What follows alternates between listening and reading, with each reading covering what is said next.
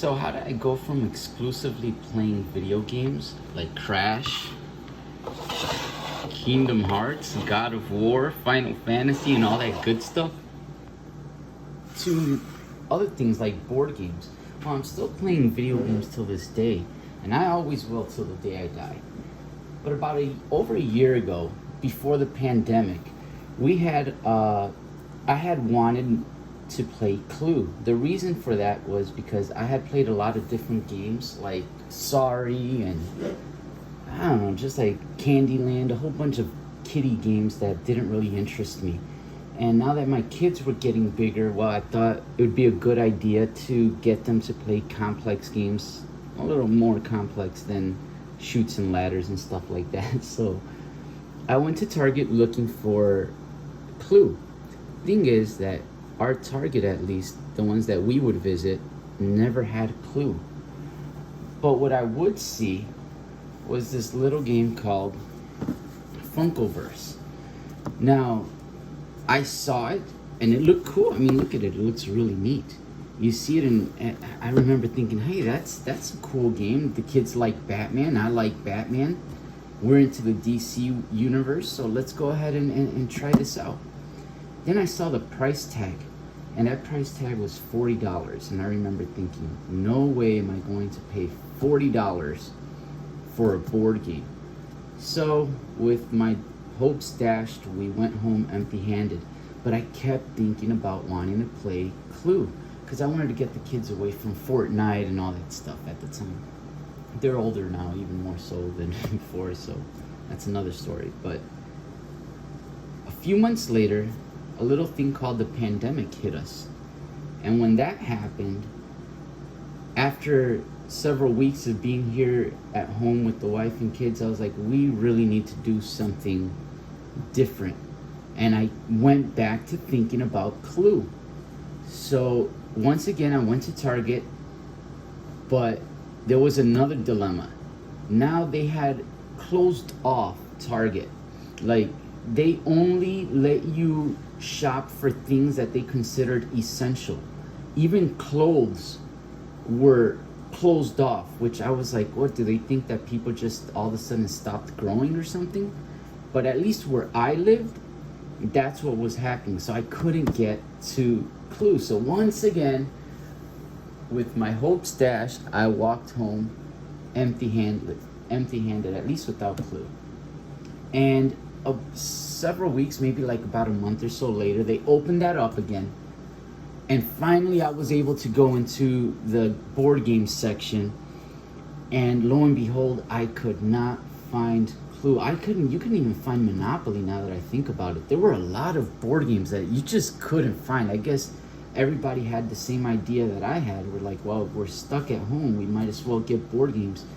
And yeah, I could have gone through Amazon, but for some reason I didn't, because I had Target right next to me. And I was just like, I'll just wait till Target has it. And I didn't have to deal with the shipping and all that stuff. So they didn't have Clue. Once again, I was like, man, this is crazy. I really want to play Clue with the family. And once again, I walked by and there was Funkoverse DC. And it went from $40 to $11. And I was like, there you go. That's the game that I'm going to play. And we're going to have fun. And this is the moment to do it. I bought it. I came home thinking that it was going to be like one of those board games where you usually just do a little circle around the board game. You know, you roll the dice and you just go around a little circle and you just keep doing it until whoever reaches the objective first, right? It turned out that this game was completely different than anything I ever imagined or even thought possible. This was something that had actions, that had moves, that had special abilities, that had cooldown timers, that had abilities that were only set off in certain conditions were met. And it was so complex to my mind then. Like, I look at it now and I feel that this is it's not complex at all. It's a very simple to learn, simple to play game. But as a first time board gamer, this was crazy. It didn't make sense at first. And I read the whole entire instruction manual And I understood what I read, but I didn't comprehend what they wanted me to do with it, if that makes sense. So I ended up watching a how to play video for this game. And after I watched a how to play video, I reread the instruction manual now with that visual aid that I just had in my head. I'm gonna adjust my chair here. With that visual aid that I had, and I was like, oh, okay, now it makes sense. I get it. But still thinking, man, this is one complex game. It's a Batman game, and it looks like this. Why is it that difficult? But I went ahead and I showed the kids, and showing kids how to play board games like this, they need to have patience because it's not easy. However, out of my two kids, my oldest liked it but didn't really care for it. He wanted to go back to his Fortnite. But my youngest, that at that time he was, I believe, 11 years old or 12 years old, he really took into it. He really liked it. And he and I ended up playing this game hardcore. I mean, we really went at it, and I started realizing, wow, this isn't just a walk around the board and reach the end thing. This was intense. This was complex. There was thinking going on, and every single move that you made counted. Every single thing you did counted for sight. If you made one mistake, you moved here when you should have acted, or you acted instead of moved. Anything. You should have played this card instead of that.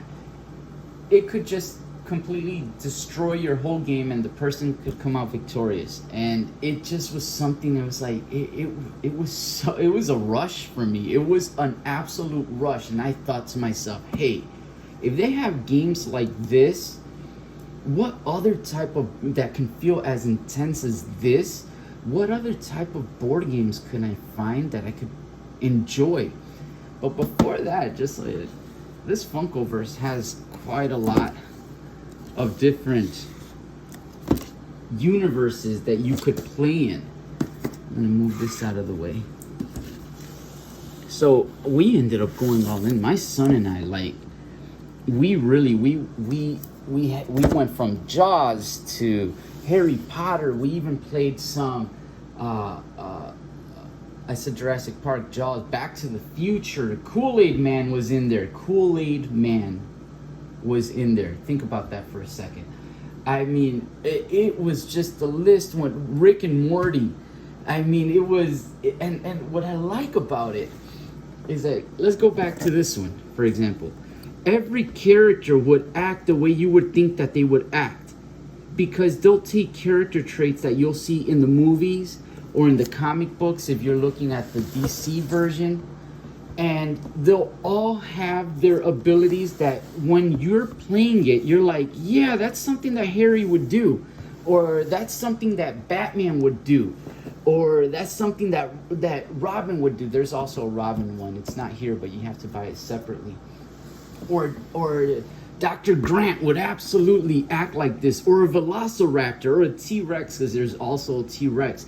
What I love about these games is, or if you're playing Back to the Future, the way you could rewind your actions and stuff, it's just so thematic. I don't even know how to say it. The thing that board games gets spot on is that it really does a good job taking the character that you're supposed to be playing as and making the move sets and the actions of that said character really feel like, yeah, I see that character doing that action or acting like this or acting like that. And that's one of the things that I think board games really caught on. So then I ventured a little further. I was like, let me get into another board game, but something that I would like. I don't want to get something boring or something I'm not interested in. Something that I relate to. So I stumbled upon Legendary. Oh, and going back a little bit over here with this Funkoverse, I started realizing that I started feeling as if board games were what books are to movies, meaning that if you've ever heard people say, oh, you know, the movie was good or the movie wasn't that good, the book was way better, I'm starting to believe, and I really do think this, that although games are great, I'm still a video gamer. I have a PS5 with all the latest Ratchet and Clank and all that stuff, and they're great experiences. I will never take it away from video games, because it's more visually, like you're seeing it, but your brain is kind of turned off for the most part, because you start doing the same actions and motions over and over again. And that's especially holds true if you're playing a game like Assassin's Creed. And if you play Assassin's Creed, you know what I'm talking about. You're kind of just going around the map and you're doing this and that and the same thing that you've been doing for the last how many games, how many several tens of dozens of hours, and your brain kind of shuts off. And that's what I like about board games. Like, if you let your brain shut off and you don't think about what you're doing at every single step and every single moment of the game, you will suffer for that.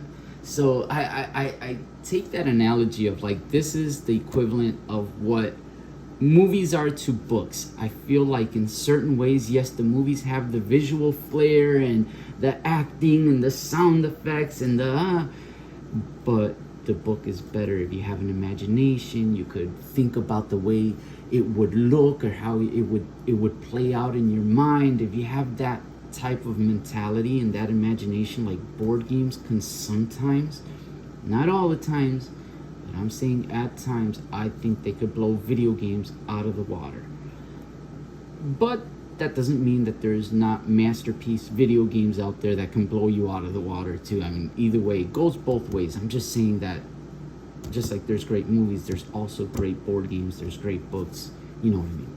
So I went from Funkoverse and I was like, let me go into something that, and that was a tangent. Let me go right back to where I was going. Let me play something that is, I would still be attracted to, that I'm interested in, and Marvel, DC, anything Marvel, DC. I was like, yeah, you know, I'd give that a try. So I went to Marvel Legendary or Legendary Marvel. I have no idea. It's either way, but I call it Marvel Legendary. And this is opposed from the other game, which was Funkoverse. It was a strategy game where you were kind of like, it's almost like playing chess, but against another. It's like a skirmish game. This is more, this is a deck building game. So they'll give you a villain. So, like, let's say Red Skull. You have to defeat Red Skull, and you're going to form a group of heroes, and you're going to make your group of heroes bigger and stronger and better and big enough to be able to defeat that enemy, because you start off weak and you have very little attack, and you start buying cards with the cards that you have to get cards that have more attack, and before you know it, your deck, you look at this character and it's like, oh, he takes 8 points to kill, I can never get near that, and before you know it, you're making an attack of 12 and 15 and 20, and it's insane. It gets insane. So I went from that to this, and I absolutely adored this. I loved this so much. I ended up getting so many expansions for this. I mean, this box alone, you could play so many games in so many different ways, that every time you play it, it could be different, because every time you choose a different character or a different enemy or a different scheme, the game changes 100%. So the way you think, the way you play, the way you go about handling certain things completely changes. And I just absolutely loved it. So at this point, I started realizing, you know what? There's more to board games than just Chutes and Ladders and Monopoly and Clue. There's some things, there's some really, really great experiences out there, and I'm gonna find them. And I did just that. And I went on, and from there I got this game called Gotham Under Siege, which is a Batman game that the kids and I and my wife really enjoyed. But it was too easy for me. To me, there's still strategy involved in that one, and it's really fun to play, but still I found that it was too easy. But then came Marvel Champions.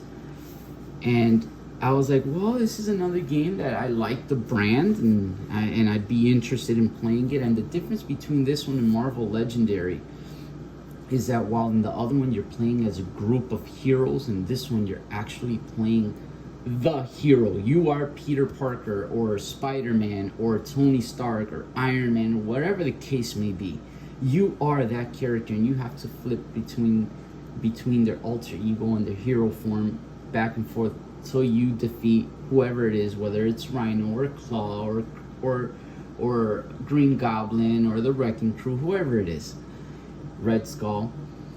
And it just has a different feel, but strategy-wise, it's one of those things that you have your deck of cards and you start looking. This is a guy that you have your deck of cards that you start looking, you start imagining, wow, this card could do this and that, and I struggled playing against Claw here, but if I fight Claw using Captain America, I can do this or I can do that, and it's just like it opens a world of possibilities that I have not yet seen in a video game. That's why I'm so excited about like talking about this. And while I'm on this subject right here, it's like I used to be the person that when I would think about people that played video games, about people that played board games, I'd be like, oh, that's boring. Why would I do this when I could just play a video game and just have it all pretty much spoon-fed? And I understand that, and I understand anybody that would think that way.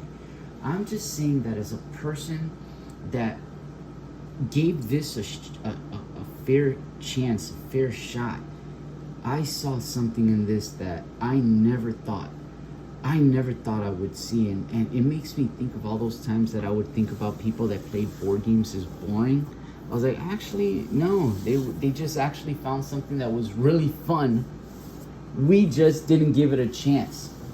So from there, I actually graduated, and I was like, well, you know what? Let me go ahead. If I really like board games as much as I think I do, which I do, there has to be something really, really hardcore out there. Something that's not Marvel, that's not DC, something that would call my attention that's completely different. And then in came this game called Aether Fields. And this is just like when I have Mage Knight, I have Aeon's End, I have Too Many Bones, I have Mansions of Madness, I have Gloomhaven. I have a bunch of games that do not have the Marvel or the DC name brand on it. The reason that I say this is just to let you know that it's not just the Marvel and DC. It's good. There's other things out there that are so out there that are actually awesome. And one of these is Aether Fields. And Aether Fields, what it turns out to be now, this is a much more complex game. And that's what I was looking for. Something even more complex. Because I was like, how complex can these games get? And then I ran into Mage Knight and I found out it could get really complex. But actually, it's not bad once you learn it. It's just that difficulty curve is it's like going from Mario 1-1 to all of a sudden you're playing, I don't know, what's a hard side-scroller game out there, like a Contra or something like that. And even Contra is not that hard, but it's, you know what I mean. It's just the difficulty. It's like going from Mario 1-1 to Dark Souls. There you go. That's a good analogy. Imagine going from Mario 1-1. It's like, oh, this is easy, and then going to Dark Souls, like, what's going on here? Like, I can't even get out. Well, that's what I'm talking about. I wanted something difficult, something more complex. So this is that analogy. We went from the DC game over here, which was, I'll just pull out the Harry Potter one. We went from the Funkoverse Harry Potter and the DC Funkoverse game all of a sudden to Aether Fields. And Aether Fields is the Dark Souls now. Funkoverse was Mario 1-1. And I started saying, and it's not even that complex. I'm telling you, Mage Knight is much more. But I'm just saying, as you never would think that a board game could do what these board games are capable of doing if you give it the opportunity, if you give it the chance. And this is a game about dreams. You're having dreams, and it feels like it doesn't have a story. It has a story, but it's a mystery, and you don't know what's going on. And you start off in this strange situation in a dream, and is it real, is it not real, am I in, is this some sort of psychedelic drug that you don't even know what's going on, but you start to piece together story bits and pieces here and there as you progress. But wow, this is just like the way people complain about how you jump in and out of dreams and how you have to do certain things to have other things. I don't really have an issue with it. Like, whenever I want to pause a game, I just jot the things important information, and I pause the game and I come back to it if I need to come back to it. But this is a game that really let me know. Well, Mage Knight was the one that really let me know. But this is the game that really just let me feel like, wow, so many things could be done with the board game beyond anything I ever thought imaginable.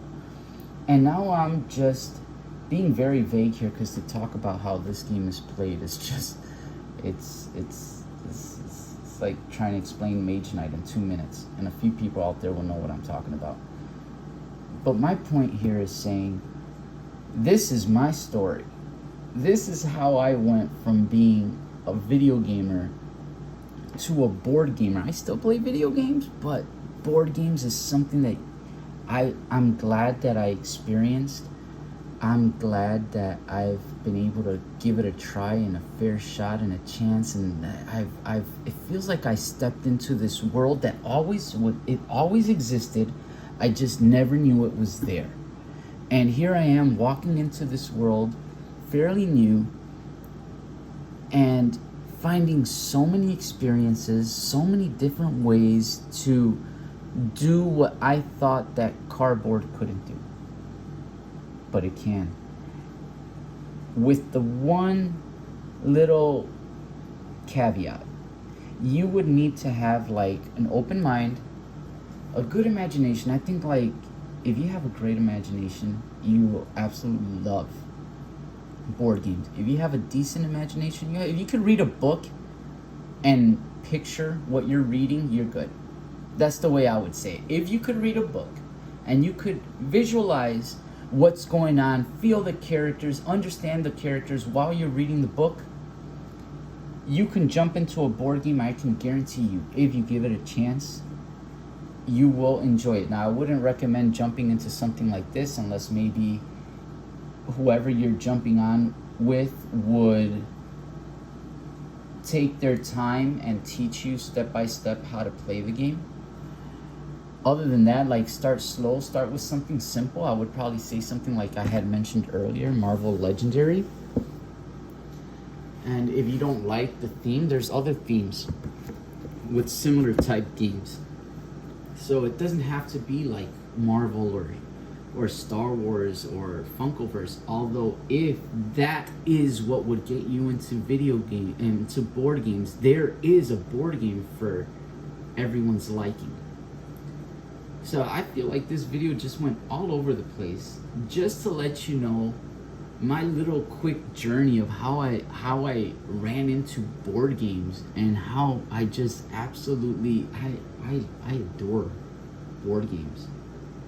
And I just wonder if anyone else out there has anyone else went from being a video gamer to a board gamer as well. And like, how was that for you? What board game caused you to say, hey, you know what, I really dig this hobby and I want to see what else this hobby has in store? That was it for me. If you actually made it all the way this way, I hope you enjoyed my little rant, my little ramble, my little story. It was kind of fun talking about it. You guys have a safe day out there and take care.